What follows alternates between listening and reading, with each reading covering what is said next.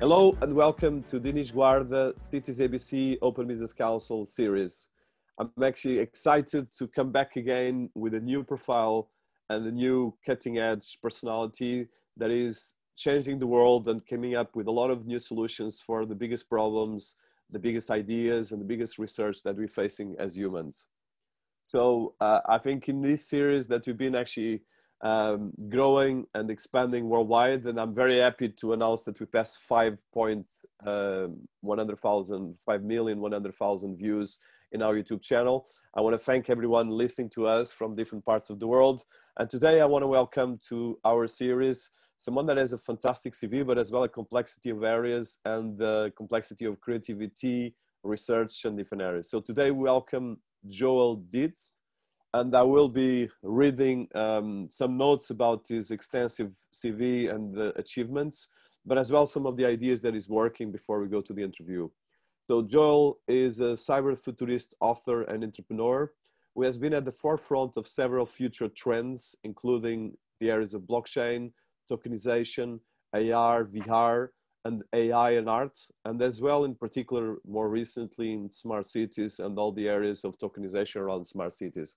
He was a founding member of Ethereum, founded the popular MetaMask wallet, is the most cited author on Google Scholar on Cryptoeconomics, and put together some of the largest deal in the asset tokenization space, and has been working in multiple different papers and books, like the forthcoming book, Principles of Holonic System Design. So most of the work that Joel is doing is about remanaging a lot of different areas of technology, emerging frontier technologies, as we call it, and as well remanaging a lot of areas of crypto investing. And he is the founder of the Swarm Fund. He's as well a crypto veteran, so he's been on these areas for a long time. And he co-founded the first smart contract educational channel, Ethercast, and the Ethereum Silicon Valley Meetup. And he wrote the original AppCoin manifesto and built the first decentralized asset and governance platform on the Bitcoin blockchain. Some of the work that he's been doing, like the Love Nest blockchain community living space set up in Palo Alto, has included many presentations on decentralized autonomous society, DAO democracy, and Futurist and liquid democracy. He holds a degree from the Brown University and the University of Pennsylvania, and has won prizes from Google and Salesforce. Previously, Joel has as well developed, I think especially I want to highlight, we touched the first blockchain voting system to connect real world organizations with blockchain voting systems, and developed the first real asset tokenization platform. And he was as well on the first ones conducting some of the initial ICOs and work extensively and in integration between swarm intelligence, blockchains, and as well artificial intelligence more recently. Joel is a Connection Science Fellow at Massachusetts Institute of Technology, and is an accomplished artist and community organizer. So welcome to our series, Joel. It's quite an impressive CV and quite complex areas of technology. Well, it's a pleasure to be here today. So, I love innovation, I guess that comes down to. Fantastic. So I want to start with the background. So I think it's someone like you that has been, you're still very young, but you've been doing a lot of radical things from the beginning of the inception of crypto and blockchain and a lot of these areas of innovation, but as well is making a bridge between the most advanced parts of innovation and as well the academic world. So can you tell us a bit about your education and how do you come back to be where you are, and some of the things that made you who you are through this kind of initial part of your life until now? Yeah, I was homeschooled. I think I spent a week in kindergarten and I got really bored and said, Mom, can we do something different? And they had heard about homeschooling. So that was a big part of my early education. And then my father was an electrical engineer that became a software engineer. So I kind of grew up in front of a computer. I love games. So I basically started programming games when I was quite young, won a scholarship to study computer science when I was 13. And basically since then, my father actually really wanted me to go to MIT for undergrad, but I really wanted to study philosophy and kind of artistic humanities thing. And most of my career has been a little bit of a bridging into, sometimes fairly obscure topics in academia, and then coming back into the more, engineering driven. Great and sometimes not so great thing about it is I learn things very quickly. I also get bored very quickly, and I'm always trying to do projects and things that are interesting to kind of delve into. One of the things that is quite impressive is the way you've been bridging the science parts and the technology with the academic, with the more philosophical, and as well even with a lot of ideological work. So can you tell us how you've been bridging these different things? Because sometimes normally I'm as well someone that comes from the art and ideas background, and then I pass to the science and technology. But what I see is that sometimes these two worlds are very divorced. And of course, when it comes to technology, I think right now is the first time that we have things more or less bridging, but normally we have the engineers, we even have the concept of plumbers and architects, or the plumbers and the poets. So I want to hear a bit about that on the context of your education, and as well how you've been bridging these areas. Well, interestingly enough, my undergraduate thesis was on comparative epistemology between kind of Buddhist and Christian traditions, looking at the advent of how the Buddhist philosophers, including the iconic texts from the Pali Canon, approach the topic of epistemology, and then looking back, both in the Western philosophical tradition, but specifically Christian and kind of mystical traditions and how they approach things. And I think it's interesting because it's been an age-old problem to bridge the idea of intuition and what is intuition in a kind of positive sense, as well as the kind of analytic type thinking and deductive logic that we use as a large framework and is effectively the basis of science and many of the other things we often take for granted. And when you kind of go back to those things, I mean, you can develop effectively your own epistemic framework if you want to use a kind of philosophical frame for it. And I think in general, we all struggle to do this, but the artistic realm, often has a lot of things that are very visceral or kind of feeling based, synesthesia based. But there's also a way in which some things are better for us. I mean, it kind of can facilitate our overall thinking and lead to greater clarity, lead to greater precision. So I've, I guess, deliberately sought those out and kind of gone back to some of the kind of more iconic, original sort of philosophical texts around those things and effectively built my own framework for approaching them over time. But it certainly bridges, the things that we would see either as religious text or kind of meditation, as well as things that are more philosophical, as well as things that are scientific, as well as things that are artistic. And I guess in that sense, I kind of feel like I stand on the shoulders of many of the giants of the sort of, philosophical tradition.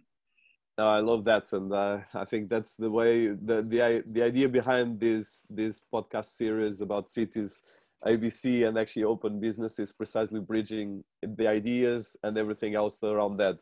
So I want to go to you've been a cyber futurist in the sense of looking at precisely these bridges, but as well finding bridges and actually very entrepreneurial and very ideological driven on the two parts of your action. So can you tell us about this part of your work as a cyber futurist author and entrepreneur? Yeah. I guess the first time I started thinking about this was the very first talk we did at the Institute for the Future in Silicon Valley in, I think, 2014.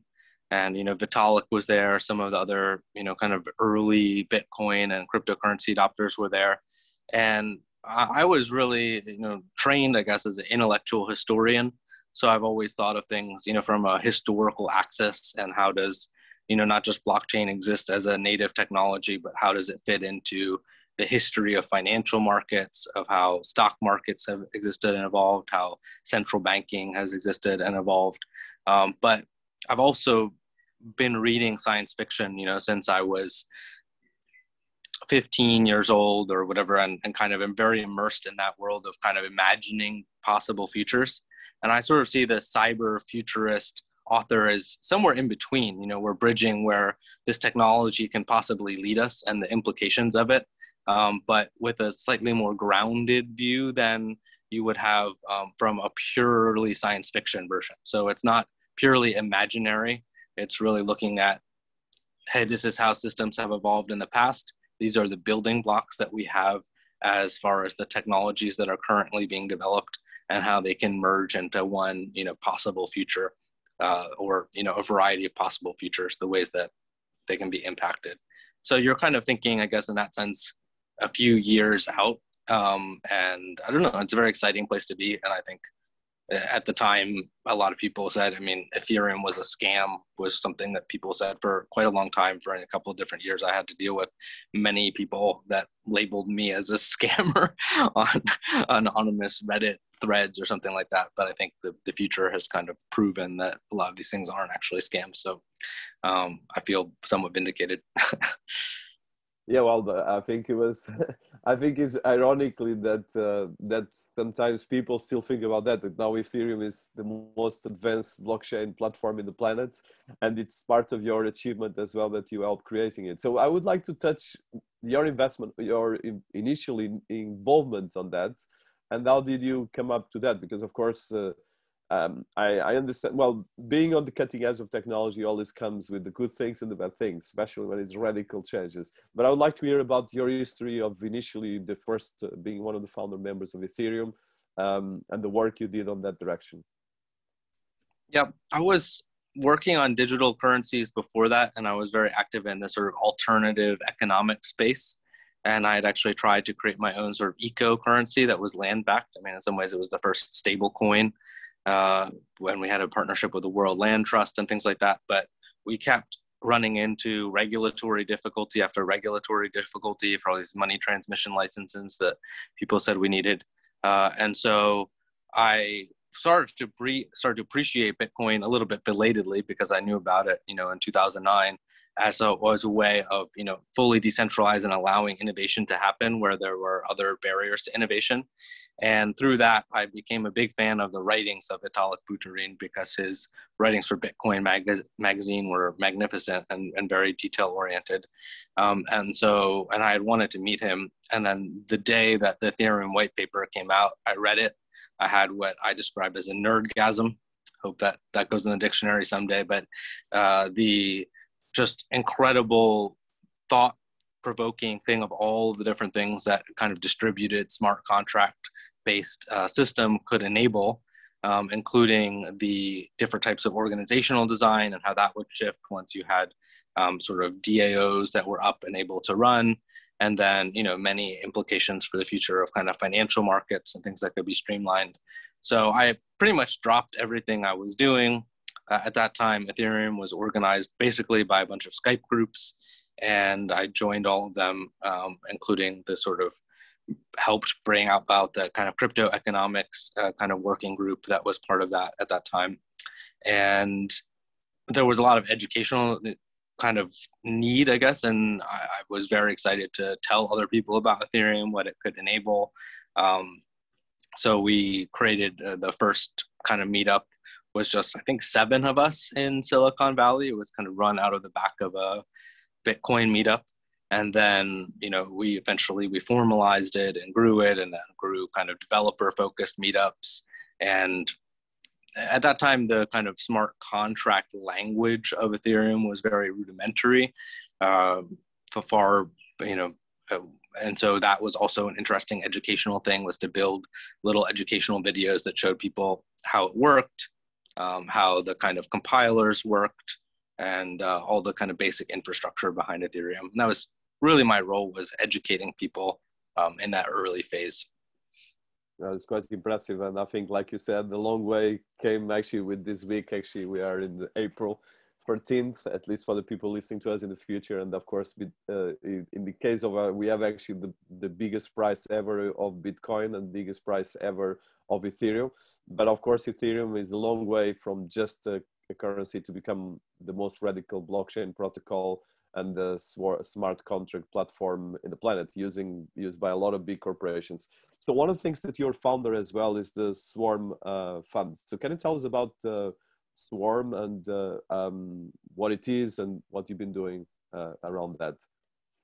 Yeah. So same period really is, it took about 6 months or something for the Ethereum Foundation to be formed and formalized and get any real governance structure. I was actually sort of broke during that time because my eco currency had been taking a lot of my own personal capital. So I was trying to figure out exactly what to do.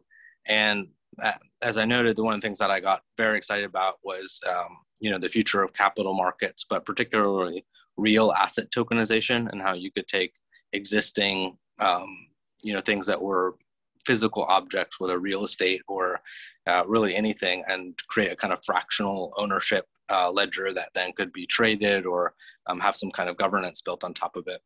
And there was a very active community around Counterparty, which was really the first decentralized exchange that was built.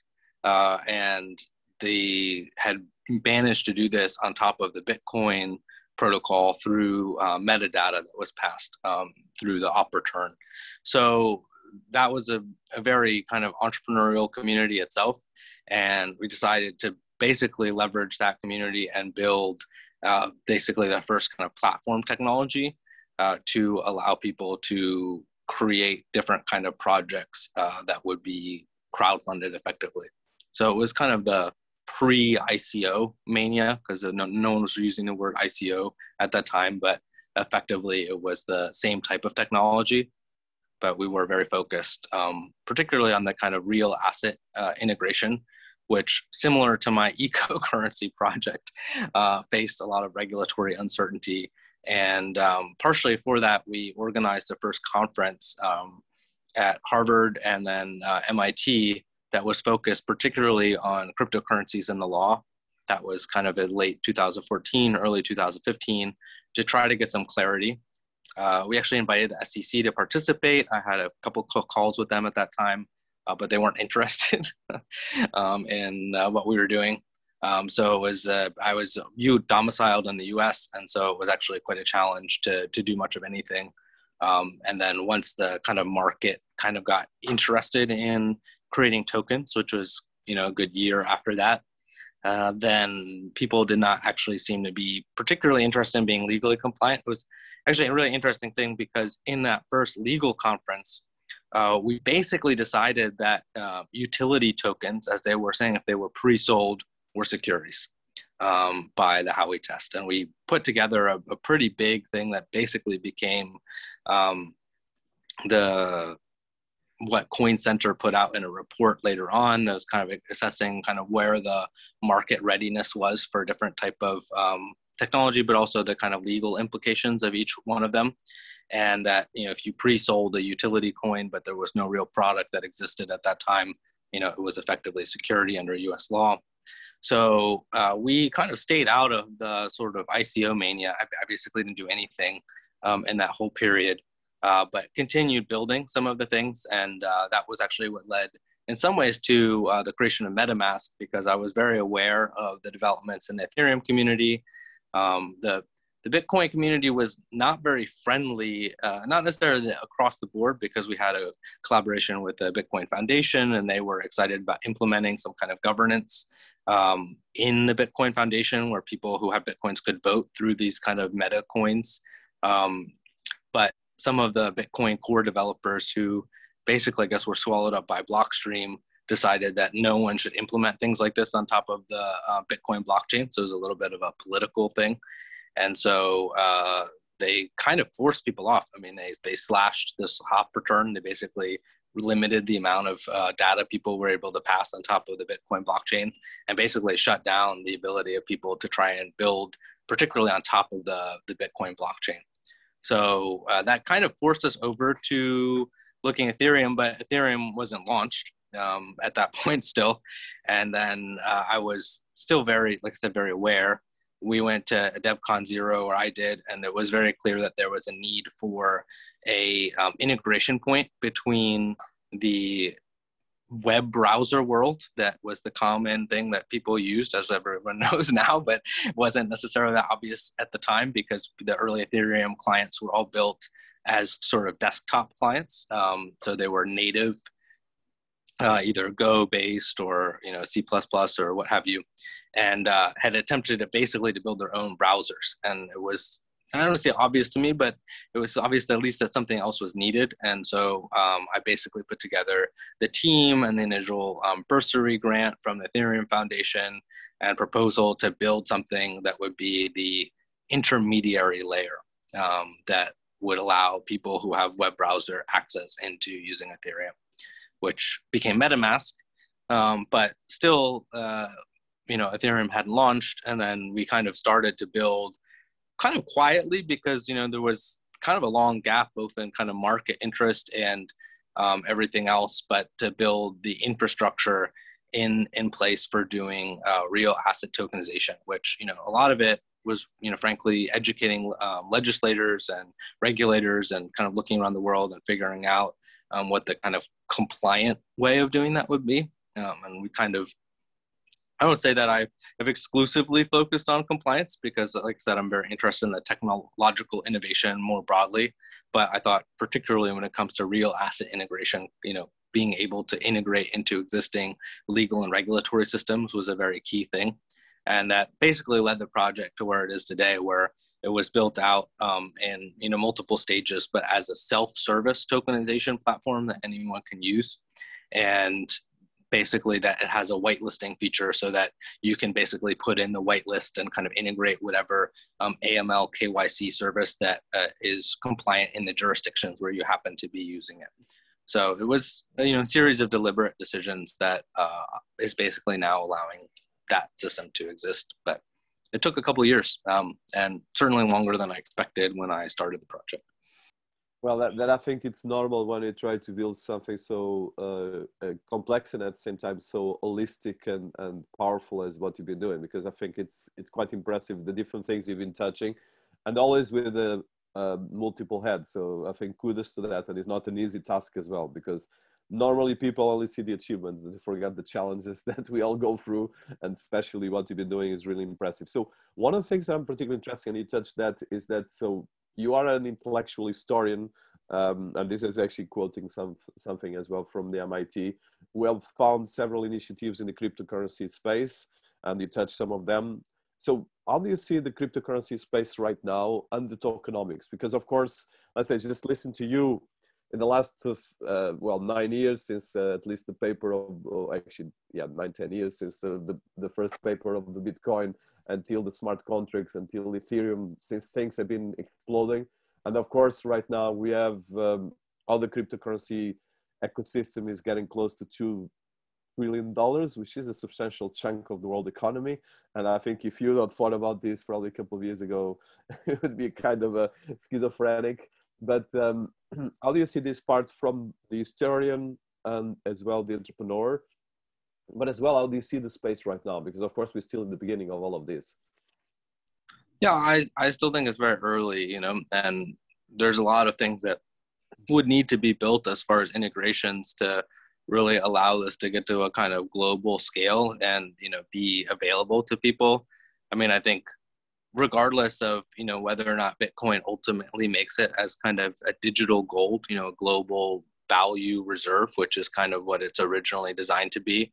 It does not at all replace at least kind of on the primary thing, a kind of global reserve currency that can be a global unit of account, since that by definition needs to be something that has stable value.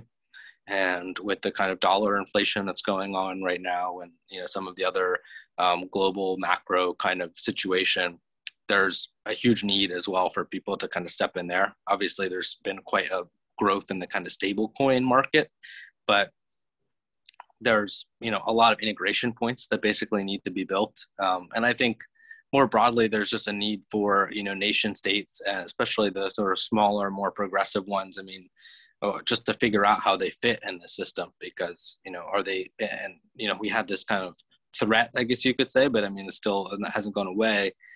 That some large corporate like Facebook, which has global penetration, is going to launch their own digital currency and then effectively swallow nation state currencies kind of as a result. And then, as I'm sure we're all very aware, the way that nation states work and provide the public infrastructure, which maybe they don't always do very efficiently, but is at least what they're kind of supposed to be doing, is through taxation. And so if they lose the ability to print currency and they lose the ability to tax the currency that they have, how are these systems going to evolve? And how is the public infrastructure that other people are depending on, whether it's roads or, security or whatever else, how is that going to evolve?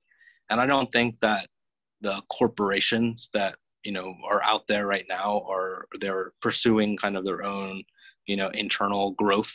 But I don't think that there is really a central way or even decentral way of really approaching, how those shifts are going to happen and how those kind of core needs are going to get filled in.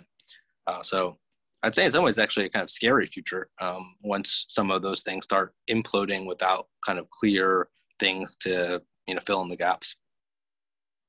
Yeah, that's a very good point. And I think especially as we see all the growth of both the part in one end of the cryptocurrencies and the other end the technology, we're going to see more and more disruption.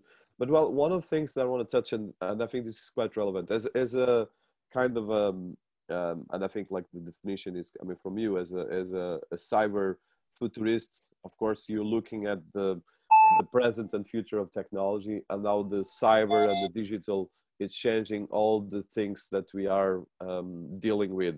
So on these areas, it touched, of course, at the moment we're seeing already a lot of disruption in the world technology. And of course, depending on the people you are interviewing or you are talking, there are people that have a more positive way of looking at technology and people that have a more realistic or even more negative and more kind of even pessimist look at the future. So how do you see the future as a cyber futurist, but as well as someone that has been looking at the context of history and the context of these different areas of the ideas, the technology, the achievements, and as well all the risks that are coming out of this and possibilities? Yeah, and I looked at it from, a great shift in history kind of standpoint where, one system that seemed to be stable is destabilizing, and then another system is going to come into place, but it may come in, fits and starts. And so I don't think that it's going to be less significant period as far as disruption as we saw, for example, in the great wars of the middle of the 20th century or some other, systems in which the whole global system was, effectively destabilized. And a lot of those things, when there's such a big shakeup, it brings in a lot of interesting people, obviously, who are very talented, but also, people who are looking for something that is a new stable system, and it's not always clear in the middle of it, kind of how it's going to shake out. So I think we're very much still in the early stages of that kind of transition, where the larger sort of shakeup is sort of imminent, but kind of what comes out of the end of it on the other side is much less clear. And I think there's lots of great things to say about the people who have been innovative in this particular area. I'm particularly talking about the early Ethereum people, but they're not necessarily the people who are going to be building the kind of larger system infrastructure that we will need for coming out of the other side of this transition alive and intact. So.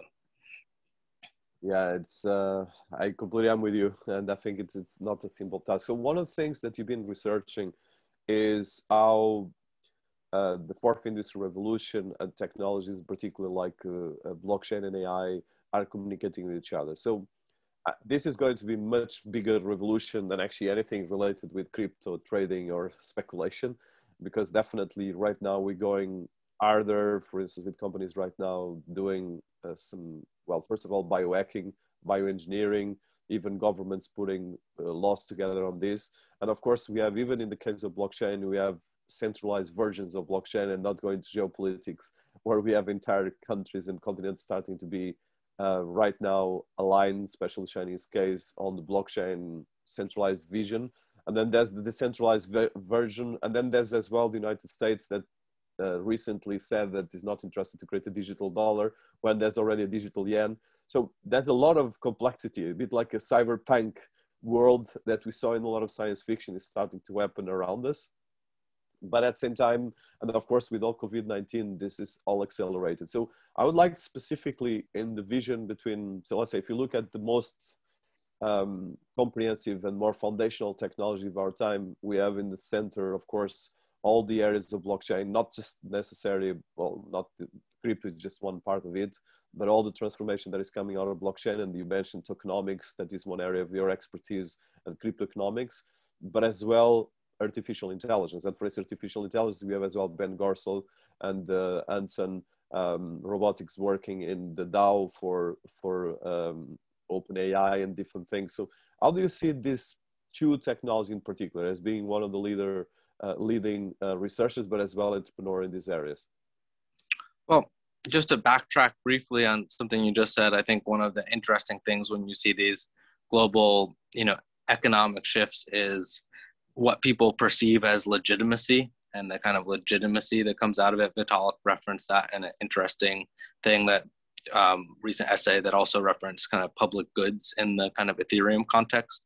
So I don't think we are very clear about what is going to come in as kind of a feeling of legitimacy from the, let's say, global populace, as opposed to just the sort of technological elite, because even if they can drive change in a particular direction, there still needs to be a broader perception of legitimacy, and I'm not sure that that's there. But to segue into AI, I mean, I think that's one of the really interesting things, and again, has kind of very positive and exciting things, and also kind of maybe a dark side that is not as positive and unclear how it's going to play out. But on the positive side, I mean, I think that the automation that is, possible through AI and taking away kind of common tasks that people would do, or doing kind of automated capital allocation and kind of scoring and, moving things through certain processes, is overwhelmingly positive and is making a lot of people's lives easier and will continue to do so. And the fusion with blockchains is really exciting. And I've seen quite a number of really interesting projects, including some that I'm involved in, that are, taking new ground. And then from the other side of it, I mean, there's a lot of data opacity. You mentioned COVID. A lot of people, both, for instance, in the US in the last election cycle, I think we used to take the fact that we had kind of good news on the ground kind of for granted, maybe, or at least I did growing up. And then the fact that it seems like it's increasingly hard to get reliable news, and then also know, even within the kind of consumption areas, what's kind of being filtered for you. So the reason I bring it up now is because of the kind of AI side of it, is that a lot of people through social media and the kind of bubbles that emerge in social media are basically being fed back information to them that validates their pre-existing opinions. So you get in a kind of group of people who all have the same kind of groupthink as you do. And it's very easy for those to go in widely divergent viewpoints and, potentially departures from reality. And a lot of the people who are effectively, responsible for making key decisions, whether it's COVID or whatever else, are not seen as legitimate by the many other people who are, supposed to be following the decisions that they're making. So that's both a great opportunity, to build something that combines these different technologies and tools that we have at our disposal in a way that, has a kind of positive outlook and can be bought into largely by many different people and different constituencies, but does it kind of in a socially responsible way. I think by and large, OpenAI is a very good example of that. At least I've really appreciated seeing some of the things that they're creating at the kind of music and generative kind of art version of things, which is very exciting. But then, obviously there's these other sides of it too. And I'm also involved with Gertzel a little bit and the kind of Singularity DAO, which is an application area I'm quite excited about. And I'm even helping them kind of fine tune some of the kind of blockchain integration dynamics, since AI ostensibly at least has a much higher need for a kind of throughput and data availability than currently exists in most blockchain implementations. Yeah, I think that is, I like your vision and as well the way you're talking about these things, because I think this is kind of, for me, as well, one of the reasons I'm discussing a lot of these topics, but as well, I have a sense of urgency that we have to tackle this in the right way and putting personalities, because like you mentioned, especially the ideas of even perception is becoming very schizophrenic. I think probably in the first time in history, at least in a global scale and the velocity that we can actually change the entire mind. For instance, if you look at the A/B tests that Facebook has been doing, and which is A/B testing with millions of people and actually using people to go in one direction or another according to a pure experiment, and that one person that can actually make a decision of over millions and millions of people, even billions. So this is actually quite complex and it's going to become bigger. So one of the things that you've been researching, and actually on this follow or train of thoughts, is the topic of smart cities and as well blockchain and tokenomics. So how do you see this part? Because of course, when you look at smart cities, you're going to have much more technology capacity because all our cities are full of sensors and full of mobility. Our cars as well have like 20, 50, 100 sensors that understand everything, and even our devices. But at the same time, we understand this, and academics and researchers like us, but then most of the population, I don't want to be like sounding elitist, by the contrary, I'm just trying to understand is that this perception of everyone uses TikTok and the AI of TikTok to get interaction, to have fun, but he forgets that the AI of TikTok is quite advanced in a lot of things. And the end, everyone wants to buy Bitcoin, or at least the percentage of in the world that is buying this. But of course, there's as well components of the way this is going to create governance issues in terms of governments, and as well the lack of governance sometimes by understanding this. And in that same time, sorry, it's a complex question, but I want to touch this in the right way, is that we have a lot of, if you look at the cities where most of the people are based, around 600 cities in the world represent around 60% of GDP, according to the World Bank and research from McKinsey. And most of the people during the last 1 year and a half, or close to that during COVID, there's a huge part of the world population that is living in a very narrow new economy, or in the minimum economy, let's put it that way. And as well, this includes a lot of very creative people that, for instance, artists, there's 3 million artists in the world that, for instance, are living under poverty realms. So there's a lot of complexity around this. But my question is, on the topic of smart cities, and especially blockchain and tokenomics, can we use some of the new things of blockchain, so decentralized finance, which is an areas that you've been working from the early days of the tokenomics and cryptoeconomics industry, what we call it. Are you seeing this as a possibility for us to create better narratives, or you see as well the problems bigger than the solutions, or how do you see this? And I know that you have as well an academic background and you are very active with the MIT. So how are you tackling these problems and trying to find new narratives and new solutions? Well, the thing that I'm most excited about in smart cities is not just, an abundance of IoT or, AVs or, new transportation systems, although I think those are all very interesting, but the ability to set new system parameters for deciding what successful governance looks like. And I think broadly speaking, if you're talking about the variables of governance, a lot of governments don't really know what they're optimizing for. If you can pick a number like GDP or something like that, and that can be maybe a good baseline or useful in certain contexts. But one of the cool things you can do with smart cities, and this is kind of the subsection of smart cities that I'm personally interested in getting involved in, and as far as this kind of my own research agenda, is ones that are very clearly defining what the success factors for the smart city are as they're getting going, and then using the data to dynamically adjust to optimized for those particular success factors. So, I mean, whether it's GDP, economic, the wealth of citizens, the health of citizens, the happiness of people, there's really interesting things that you can do to, for example, just figure out what makes the people in your area happier. And then that becomes effectively a new type of social contract when you state what those are very clearly at the beginning of your smart city, and then invite people to come in and, basically populate it on that basis. So, other people, like for instance, Balaji, have talked about similar things where people would design a city in virtual reality, and then it would be kind of populated because the people going to that city already know what it kind of is and stands for, and they've been part of the design process for it. And I think there's just a large open opportunity right now for figuring out what the future of those kind of systems looks like. And then, with this whole data that's being generated, I mean, from a blockchain standpoint, it's great, but it's also far beyond the capacity of, traditional blockchain design. So that's going to be an interesting problem that, we're facing even right now in some of the implementations that we're looking at.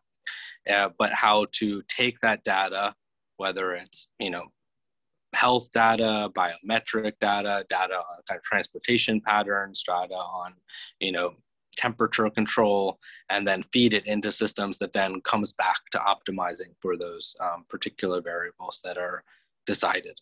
So to me, that's very exciting and very positive. It's a huge opportunity area. And despite having noted, many of the things that are maybe not so great about the global macro system and some instabilities there, I think there's both a tremendous amount of opportunity around, kind of doing things, let's say, right from the bottom up, and then kind of iterating on those to create more wide scale solutions, and then hopefully taking some learnings that come from them and then integrating them maybe back into the larger social framework of large nation states or what have you. Yeah, I think it's a good point and a very powerful, I think probably the most powerful thing of our times is how we're going to make our governance digital and all the bridge on that. So one of the things precisely on that is that you were one of the first researchers and as well entrepreneurs that develop a blockchain voting system to connect real world organizations, blockchain systems, voting systems. So how do you see this? Because we made, for instance, looking in your country, in the US, and the challenges that we had with the last elections, even in the last couple of weeks with what is happening, at least in one of the states. So that's the technology, but making humans use the technology in the right way is still a big challenge. And as well, the different ways you look at technology is particularly quite challenging. So, but I would like to, if you could elaborate about what you build in terms of the first blockchain voting systems, and how do you see these and the possibilities of really trying to bring this to society, which touches what you said about smart cities, but more in this case of the voting, and as well a very specific area that is really key for creating governance, and as well to make our democracies becoming more mature and more systematic in a good way. Yeah, I think at the early outset, I was partially driven by just thinking that things are cool, and maybe I thought they were more imminent than they actually were, and also, underestimated some of the technological challenges. But conceivably, and this was actually the case within this counterparty system, you could take a token that was issued to someone who had an pre-existing asset. So, and then, and a very clear example of one we did was the Hunt for Satoshi comic book, in which they sold their comic book only for Bitcoins, issued everyone who got a physical copy of the comic book a comic coin that corresponded to it. And then when they were choosing the cover for the comic book, they allowed everyone to vote based on a few possible different covers. So and that was basically done through a Bitcoin transaction that was sent to a particular address that indicated the choice that the people were making. So I think that, I don't know if that was the first, but it may have been the first blockchain-based election. And then we used effectively the same technology for the Bitcoin Foundation, which they were going to use in their kind of board election. And I think, as I noted, that halfway through that, it got a lot of controversy, partially because some of those people just didn't think it was a legitimate use of the Bitcoin blockchain. And ironically, a lot of them didn't think it was good usability because people had to wait 1 or 2 block times often to cast a vote, which, is frustrating if you've had to wait for, blockchain, Bitcoin transactions to clear to be able to do something. But it was really the only technology that existed at that time.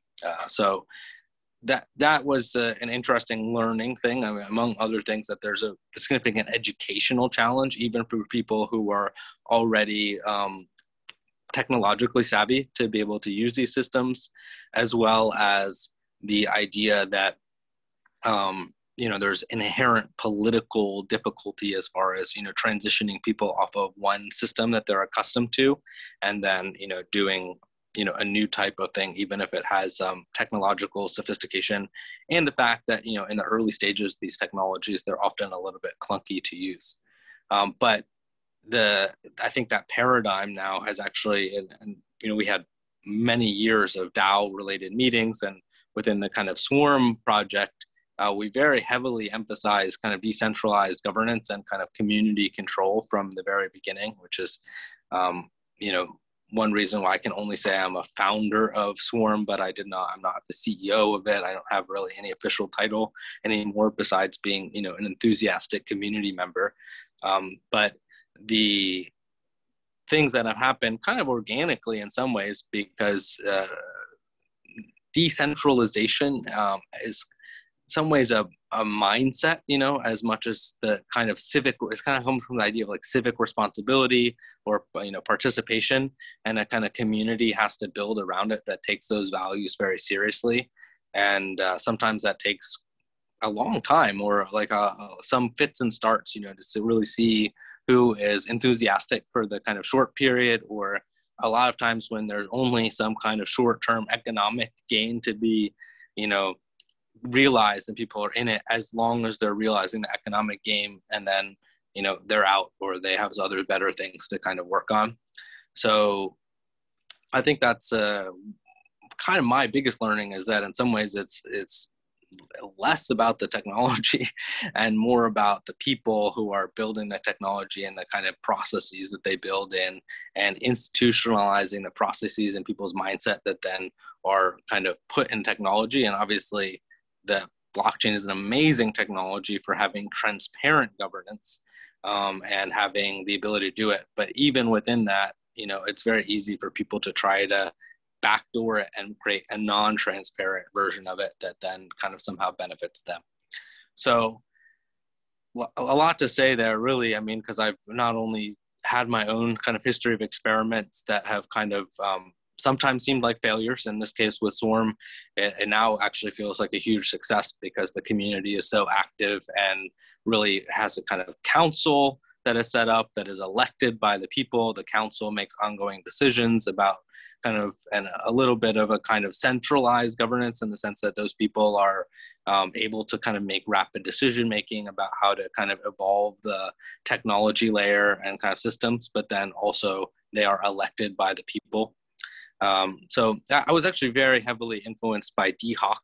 If you are familiar with his work in kind of founding the Visa network and chaotic organizations, as far as the kind of thing, and that was itself a kind of interesting kind of consortium model that was used, but it was a lot of challenges to get it to kind of where it is today. So but correspondingly now in the DeFi space, I mean, I think there's hardly an organization that is created without some kind of DAO in the middle of it, and which has some kind of real rights, and it's become now a default paradigm for the new DeFi world. Whereas 2 years ago it was, I think, seen still as an interesting thing, and to some degree even as a novelty. So I think that the space is, particularly the kind of DeFi native space, has transitioned massively in a kind of mindset, and other people that are kind of growing up inside that mindset, once you kind of have had that kind of at your fingertips, and you feel the control, and you have the ability to influence the organization, and even the kind of community involvement, it's hard to go back to the old way of doing things. So I think just in general, once people go DeFi native, it's really hard to go back and deal with banks and stuff. Yeah, but the challenge that we have, and that is my next question, and of course I subscribe everything you said, and I think it's very important. The challenge is how to put these communities to work together, and I think we have more and more like tribes. I would say the cyberpunk world. I think it's partly, I think, what we're having, at least some kind of version of that. But I think one of the challenges that, let's say, we have the DeFi, but for instance, it's not so easy to just be completely on the DeFi. Or you can actually be in a bubble of DeFi, but then you have to go to the real world to do things with your government. You have to still get some kind of bank if you want to buy a house, or unless you live in some kind of community and you are quite privileged. Because let's be honest, I think someone was saying, and there's different numbers, but for instance, the percentage of people really using Bitcoin or crypto in the world is still like less than 1% of the world population, realistic. So we're talking about the very small elite that is using these things, and sometimes you think it's a lot of people, but it's very small people. Of course, 1% of the world population is still 800 million people or stuff like that. But I think still it's not 800 million people. It's less. But well, I'm not going for maths right now. But I'm just saying that the challenge is how we can actually put all of these things together to enhance, because I think the challenge, if you look at the history of humanity, and I'm going to push your hat as an historian, is that the narratives normally make society. Is the religion narratives, the political and national narratives. And if you look at Yuval Noah Harari, one of the things he talks right now is that you're going to have more countries that are going to take over other countries, or even organizations that take over other organizations using data and technology. But the challenge that we have, especially people like us, is that we are looking at technology solutions, and you've been working on that, for instance, with the voting. But then we have the reality check. Sorry, I want to touch this because I think we speak a lot about great projects, but we forget, I think, this kind of bridge between these different things. So I want to just come back again to this in particular, because like you mentioned, there's the people that follow or are more sophisticated to understand the technology. And effectively, these people can actually not pay taxes, travel around the world, and win millions of dollars, and know how to pass money from place to place without any bridges. But for instance, just an example, and I'm not going to mention, I was approached by a PhD person in my network that it was scammed by a very tiny percentage of crypto. But that person has no understanding whatsoever, but that small percentage is quite a lot for her. And my question right now is that when you go from people like us that are quite savvy and understand crypto, blockchain, AI, to the rest of the society, we have a huge paradox. And I think then, of course, we have things like ultra-liberal people and everything. So I want to touch this humanity part of how we handle these things. And do you see this, especially in the day-to-day? I don't know if you see this paradox. I see this all the time. And I'm in London, which is a very quite sophisticated place. But I'm particularly worried about this. But it's now not so much about the idea of okay, we're going to have some kind of I don't know, Nazi party coming and destroying us all. But it's like people are struggling with this complexity, even just using technology to improve their lives or to improve their own independence from debt and things like that. So, and that is the part that I think is missing sometimes in the narrative of crypto and blockchain, is that that's some fantastic project, but then, okay, are we really solving problems, or it's just for the 1% that is using these things on the world? So I want to be a bit provocative here, but I would like your opinion on this. Yeah, I think I referenced that in, my other question or point, and then I said that these people who are building these technologies don't necessarily have a plan for the fallout in the countries that are going to basically implode. I mean, I think that in the next 2 decades, probably half of the, global nation states will lose their sovereignty effectively. They will no longer exist as, sovereign nations. And so what's going to fill in the gaps, and I think so that's the one side of it. I mean, the other side is, how are we going to provide, something that is accessible, and does, who cares about it? And I think that we've seen things. I mean, the NFT market has been a really interesting one for me in the last 2 months, because I've spent a lot of time educating people on NFTs, including quite a lot of in-person things. So we just had a feature in the Financial Times about this sort of NFT event we did during Art Dubai. and had some people who were there who were kind of from the either traditional arts world or other, fields like, owning their own model agencies and things like that, that really had no prior experience with cryptocurrency, but were interested, in digital art and how it could work for them in their existing thing.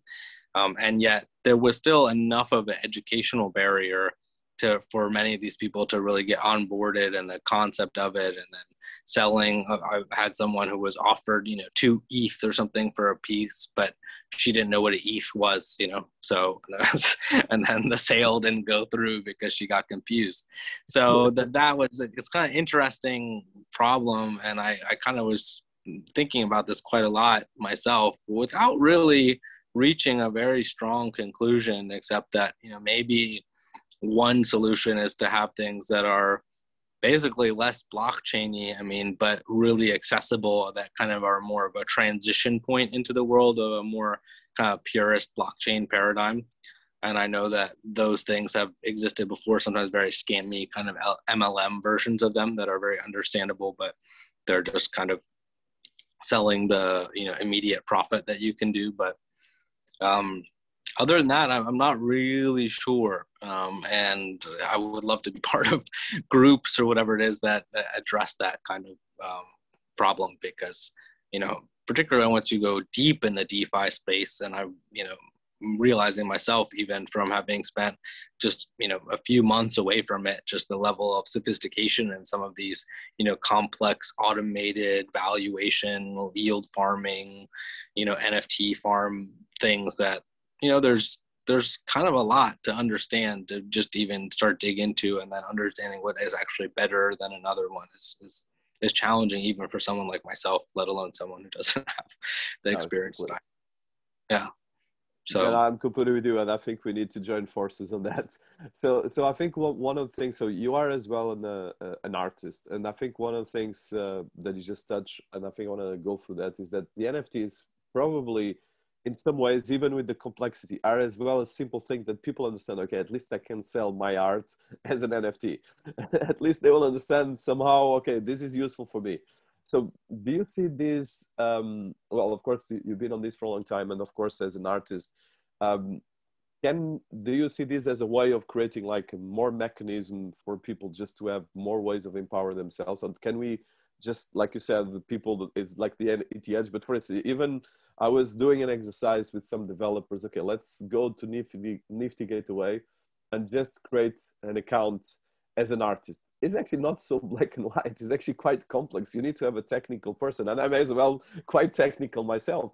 And I said, even for me, I will have to spend probably 2 days doing this right properly to avoid mistakes. So imagine for someone that never heard about Ether or never heard about smart contract and so forth. So I just want to understand, so as an artist as well, and as well have been doing a lot of different variations on this and talking with artists, I think, are you trying to do something on these directions? Are you trying to just producing some of your own art on NFTs, or any music or other things that you've been working? I'm just interested to hear how you try to tackle this on a personal level as a creator. Well, we had this opportunity to do this art cruise, which had a number of traditional art collectors on it, and as well as some crypto OGs, and then we brought together 7 NFT artists. And it was a variety. It had the sort of UAE's first NFT artist to take sound signatures and then maps them in terms of individual art pieces, of which I'm working on a collaboration with her right now that is one of my poems from when I was doing these journeys around Stonehenge and Machu Picchu, and kind of thinking about the history of humanity as revealed through kind of stone. So that she was an interesting history in that she kind of came out of a finance background, kind of got NFTs very early, and then kind of started educating people here in the traditional arts world on them. But some of the other people there, definitely I sat down with them and was trying to kind of walk them through the process, and they were just kind of there for the experience and because they knew something was going on. But it was definitely like a similar kind of set of challenges, and as well as the fact that it's not, and I hate to say this, and maybe this is even like a flaw in the American mindset or something like that, but a lot of times it's not really about the art, itself. It's a little more about the hype building, drop cycle, clubhouse room, shilling Yes. army, that you have to build up to like get noticed in the, maelstrom of the, social media world. So, and if you don't have the right influencers and all that, then, you're not actually an artist. And I actually was an early Clubhouse adopter, like, I don't know, number 700 or something, before there were even invites.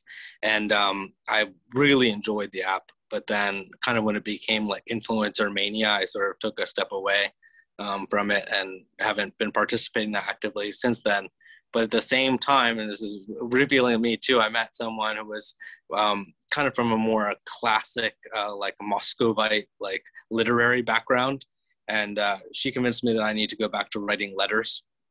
So I actually just started writing kind of pretty extensive letters on various topics to people to kind of feed my mind, so to speak. And I find as well that it's interesting in the social media world, but like letter writing is almost like a lost art, similar like essay thing. People are actually not able to sit down and write out like a complete thought or treatment of a particular subject. And they don't have, the mindset, whereas lots of people are happy to jump on a Clubhouse room and, shill their project or something like that. So I think it's kind of the poverty of the early 21st century kind of social media saturated generation in some ways that has some benefits, but has kind of lost certain things along the way as well. Which I guess is maybe just me giving some general social commentary, but it does come into this problem as, are we actually facilitating the creation of art on a blockchain, or are we just, basically creating a new vehicle for speculation for our crypto people to make more money? Unfortunately, I'm 200% with you, Amor. I think it's a very, very good point you made, because I think you touched before, and I want to touch that. And I'm cautious of your time. I have 2 or 3 more questions, but I think we can do a second round. But one of the things that you touch is that there's the component of marketing and the component of actually the artist has to right now spend a huge time promoting himself or herself. And it's the challenge that most of the artists are not marketeers. They love to create the art, and the fact that, but that I think was always in art. If you look at art history, you always had like the good artists. Well, you have, of course, the Rembrandts that died on the poverty, but you have as well the Rubens that were one of the wealthiest men in Europe. So you always had like the paradoxes of artists that managed to converge and create like very good assets, or others that were on the poverty and they were never known. But of course, you're right. I think a lot of the NFTs right now is the tool is great, but I think we need to find ways of empowering the artists. Because, for instance, I did an interview actually with one of the prominent people in the art world. And one of the challenges I understood is how little digital that personality is. And I'm not going to mention, but I was a bit in shock. But was shocked by the personality himself, was the organization lack of how to use these tools. And I think that's probably the thing where people like us have to work is teaching people how to use the tools. And a lot of this basic stuff is just, okay, just use the tools for yourself, not for some, of course, the speculators that are always there. But well, I want to touch more, coming back to you. It's a good point. It made me think about these things. So you've been working on and we're going to put all links for all the different things, but you've been working on the forthcoming book, Principles of Holonomic System Design. Actually, I put actually the link and it's going to be in the video and the link for your bio. You have it in the swarm.medium in the Principles of Holonomic System Design. There's the PDF. So if you could just tell us about, first of all, what is the Principles of Holonomic System Design, and what's your idea and ideas behind the book? Yeah, so the last like short book I put out was actually called The 12 Greatest Neglected Thinkers of the 20th Century. And it was looking at people who had made great intellectual contributions, but for some reason had been, passed over. Some of them are well known as people, like Larry Harvey, who was the founder of Burning Man, but the actual intellectual output that he had and kind of what led him to put the groundwork to kind of Burning Man is much less known. as well as his kind of private essay writing. And another person that's in that covered there is Arthur Koestler, who is somewhat known because he was basically the originator of the Ghost in the Shell and wrote a lot about Platonism through the Middle Ages, but kind of most influentially, he's kind of a systems thinker, and he basically pioneered this concept of holons, which is basically built system integrity that comes at various levels of kind of biological hierarchy, and how that system integrity coalesces and including, and it comes back to very interesting ideas like the idea of the self and what actually constitutes the self, because different biological organisms, you know, group at different levels, but they have a kind of system coherence. And then he also applies this to human social organization, and to the sense to which you can have a cohesive idea of a, you know, membrane or a social organization that has a kind of self identity as a collective. And I think it's a really interesting thing to reflect on, both in the parts of market systems, which sometimes seem like they take against that, you know, kind of collective identity by kind of putting everything in a market. But at the same time, they can create new forms of life and new forms of people coming together around a particular social idea, which, interestingly enough, many of the Ethereum founders who I was close to were very into this particular philosopher and the idea of holons and the idea of actually having physical communities that then facilitated this kind of networking and kind of, again, in some ways it's an ideological binding, but it's maybe very light as far as the ideology goes, in the sense that the way I define it as kind of holonics is actually an evaluative mechanism that looks at the health of the individual parts as the primary, and really within the context of holonics, the exclusive way of evaluating whether or not something is good or not, you know, in the sense that everything is basically evaluated from a kind of bottom-up criteria, which, you know, maybe makes sense when you're looking at, you know, biological systems, but for whatever reason, when you get to human social systems, often there is some, you know, moral arbitrator or, you know, God from some monotheistic tradition or some book that people have that they inherited, that they say, okay, well, you shouldn't do this because it's in this book, and then this society or this societal framework is invalid. So there's kind of a very interesting, you know, long-standing process in, you know, human social evolution around how to build those type of kind of bottom-up evaluative frameworks and how to kind of insulate them. And I think a lot of what I'm talking about in smart cities is really directly inspired by that, you know, deciding what the success factors are and kind of variables. And this collection that is out right now is a collection of essays basically from the last several years of, you know, blockchain engineering and looking at the evolution of social designs and various things that have happened in that context. But it also goes into, you know, a few other topics. And I'm going to kind of expand that book right now and probably release it in kind of Q1 of next year, as far as looking more at like a societal blueprint. What does the sort of future of society look like if we really kind of internalize some of these ideas? Amazing. So I think we'll put, so where can we find this book? So the previous one that you mentioned, because I was doing, and of course, research.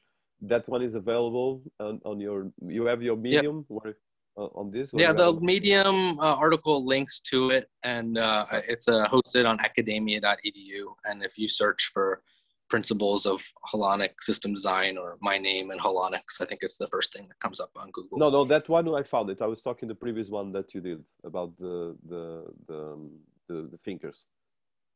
Oh yeah, that's on Amazon. If you look under my kind of pen name is actually Icarus Steele. So yeah, because there's another person in Amazon. I was trying to find. Sometimes it's difficult to find. There's another Amazon writer, but I don't think it's you, because it talks about completely different things. So I was going to ask that. No, amazing. No, so I think, well, last note, and of course we've been for more than 1 hour now. So thank you so much for everything. It's really impressive, because I have still a lot of things. So In terms of notes that you tell to your audience, I know that you are doing right now a course of crypto mastery course. That is a 12-week schedule. That is quite interesting because it touches all the different areas of this. And you're doing it with Andrew Cook and Anish Mohamed that are as well two global experts on this area. I don't know if you want to talk about the crypto, and of course, feel free to promote, because the idea of this podcast is as well to get this, but as well other things that you're doing right now that you want to highlight to our audience. Yeah, Andrew Cook is a really good friend of mine. He created the first ever Bitcoin hedge fund when Bitcoin was 10 cents, and traded it and made multiple, I guess, 8-figure exits out of it. So he's a good person to learn from. I think there's a lot of people kind of shilling their trading things online, but don't necessarily have the expertise. Anish and myself, from the kind of technology, and also I always think it's interesting, particularly if you're looking at it from a societal or kind of implementation standpoint, to look at the intellectual history and forebears of kind of what made the Bitcoin technology what it is. So I try to give a very comprehensive approach. And that's kind of what's on offer now. You can basically just pay for it and then get the kind of video content for the kind of past courses, but you also get, kind of Q&A with the teachers. And then we're also doing a kind of DeFi mastery course right now that looks into things like how to value NFTs, what are the, standard ways of doing risk management with like yield farming, some of the getting into the nitty gritty of all the different kind of DeFi primitives, and really kind of focusing on people who are either capital allocators or, kind of have a desire to really figure out how this is going to impact their kind of industry sector. So, and we have, I guess partnerships right now with 10 of the top crypto hedge funds that, are providing some of their information in and how they do their, risk mitigation, around these type of assets and valuation. Yeah, it's really exciting. And you have as well Brittany. I've been interviewing her as well and know her quite well. Okay, so the course for people listening to us can be found on 123mastery.com. So I think it's a very interesting, actually a fantastic program, because it touches a lot of the things we mentioned here, but very holistic in a great way. Any other things that you want to highlight as the final conclusion? Because you're doing so much stuff. It's first of all, congratulations for all this capacity. I'm actually going to do more research about some of your papers and read more stuff myself. I'm actually quite excited. I did a lot of preparation for the interview, but it's really impressive, the work you've been doing. Final notes for our audience and some things that you want to share with us. Yeah, I think it's, a bold new future. And I think that finding that sort of nice spot where I'm always excited most about finding the application of people's personal passion, into these areas of innovation. But I think like we're really touching some of the points of like decompiling the governance stack, that we've all inherited. This is what, we take for granted governance looks like. And now we have the tools really to kind of reimagine it and put it together in whatever way it is most conducive to our overall well-being. And moreover, given all the changes that are happening in the world right now, we don't have a choice. We literally have to go out and do this before everything else that's there kind of implodes upon itself. So get to it, get excited, and get involved somehow is my advice.